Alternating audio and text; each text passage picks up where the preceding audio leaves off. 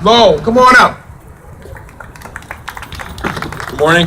Good morning. Good afternoon. Good morning, Mayor, Senator, Mrs. Senator, Congressman, Dr.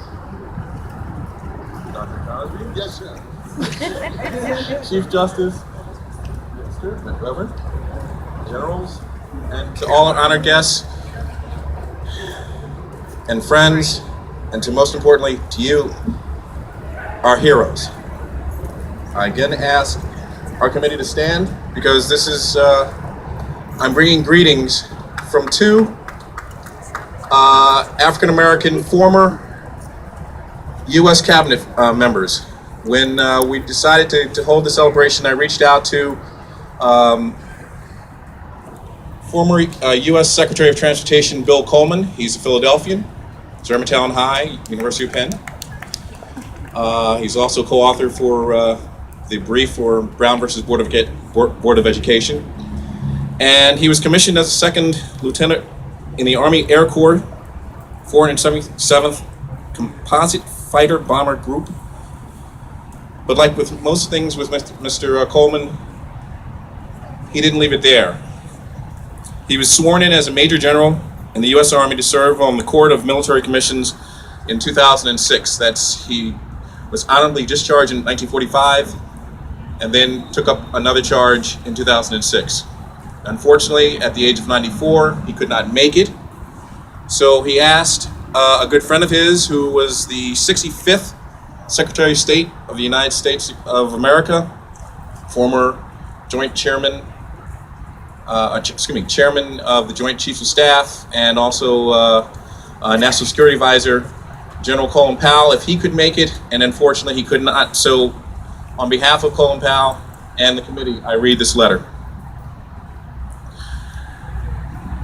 Dear Mayor Nutter and State Senator Hughes, on this Veterans Day, I want to congratulate you and the members of the committee to restore and relocate the All Wars Memorial to colored soldiers and sailors as you commemorate the 20th anniversary of the restoration and relocation of this marvelous memorial created by Otto Schweitzer in 1954.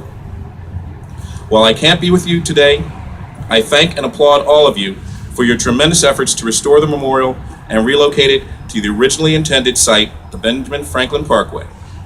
Now, and for generations to come, travelers from all over the country and the world, as well as the citizens of Philadelphia, can visit this unique and beautiful work of art which honors our fallen brothers. More importantly, by making more readily accessible the contributions of African Americans who served in the military throughout every war, military action, and phase of American history, you enlighten the next generation to understand and appreciate the contributions of African Americans throughout our history. I wish you a most memorable commemoration. Sincerely, General Colin L. Powell. God bless you. Happy Veterans Day. Applause.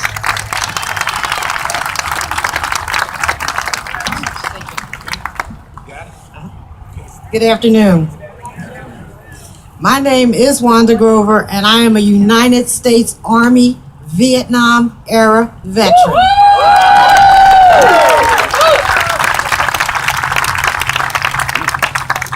I would be remiss if I did not say, as the Pennsylvania Directress of Veterans Affairs for IBPOEFW, that we do have Elks in the audience and Elks that have served.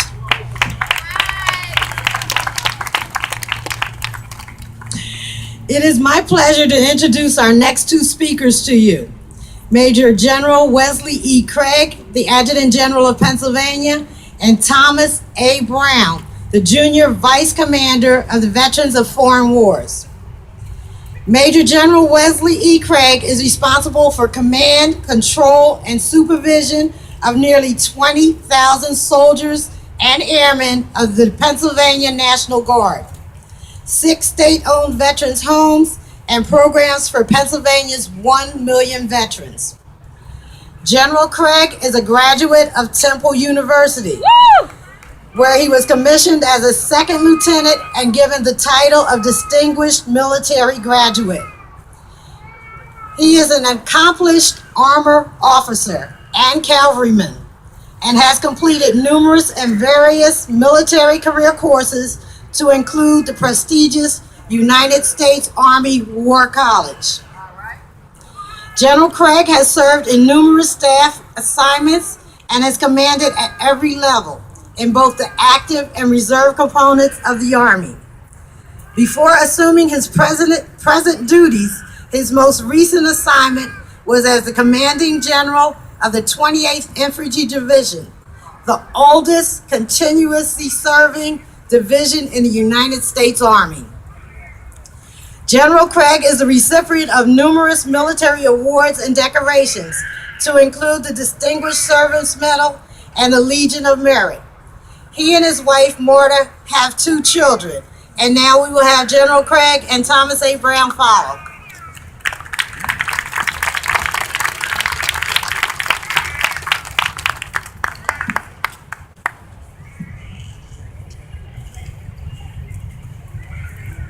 Fellow veterans, distinguished leaders of Philadelphia, Pennsylvania, here at the dais. General Bostic, welcome to my hometown. Dr. Cosby, fellow Temple alumnus, welcome to you too, sir. As the Adjutant General of Pennsylvania, I command the almost 20,000 members of the Pennsylvania Army and Air Guard. All of us have been extremely busy ever since September 11th, 2001. We've been busy doing just what the soldiers and sailors on that monument were charged to do in their day, which was fight and win our nation's wars. And has there been a cost? Oh yes, there's been a cost. We've had 53 killed in action, 200 or more wounded in action, several hundred more suffering from PTSD that I know about. All this out of a force we've deployed some 45,000 in the past 11 years. But we're here today to honor and remember the dedication of African Americans who served their country in a time of war. This All Wars Memorial to Colored Soldiers and Sailors Monument is the City of Philadelphia's official recognition and thank you for their service. For African Americans, as has been said, have served bravely and honorably in every war from the American Revolution to the global war on terror. And this morning, I'd like to take a minute and discuss one particularly dedicated Pennsylvania National Guard officer, Major Octavius Catto.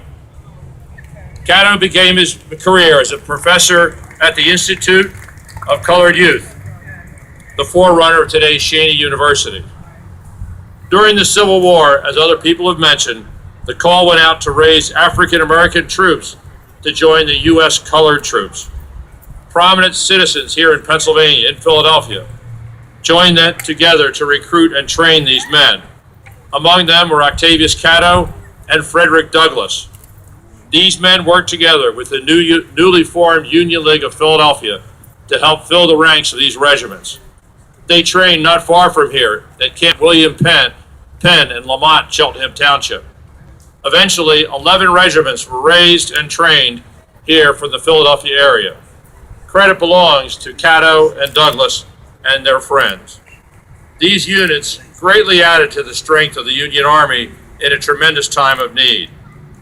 Many distinguished themselves in combat, and several won the Medal of Honor. After the Civil War, Octavius Catto joined the Pennsylvania National Guard's 5th Brigade, headquartered here in Philadelphia, at the invitation of the brigade commander, General Lewis Wagner. Catto was promoted to be the Brigade Inspector General with the rank of Major. During the election campaign of 1871, there was an attempt by political opponents to prevent African Americans from voting.